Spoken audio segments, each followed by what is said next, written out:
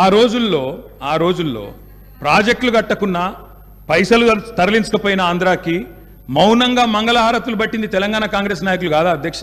పోతిరెడ్డి పాడు పొక్క పెద్దది చేసినప్పుడు ఆ రోజు కొట్లాడింది పోతిరెడ్డి పాడు మీద కీర్తిశేషులు పి జనార్దన్ రెడ్డి గారు.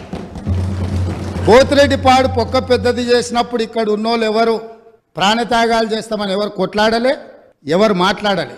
సొంత పార్టీ సొంత ప్రభుత్వం ఉన్న తెలంగాణ ప్రజల హక్కులను భంగం కలిగించొద్దు, కృష్ణానది జలాలలో మా వాటా మాకు ఉండాలి, మా వాటాను ఎవరు తీసుకెళ్ళినా మేము ఒప్పుకోము అని కొట్లాడింది ఆనాటి నాయకుడు పి జనార్దన్ రెడ్డి గారు మాట్లాడిండ్రు తప్ప వీళ్ళు కాదు.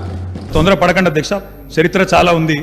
తప్పకుండా మా తాతలు నేతులు దాగిండ్రు, మా మూతుల వాసన చూడండి అంటే కుదరదు. ఇప్పుడు మాట్లాడుతున్న పెద్దలు ఎట్లెమ్మెల్యేనరు, వాళ్ళ తండ్రి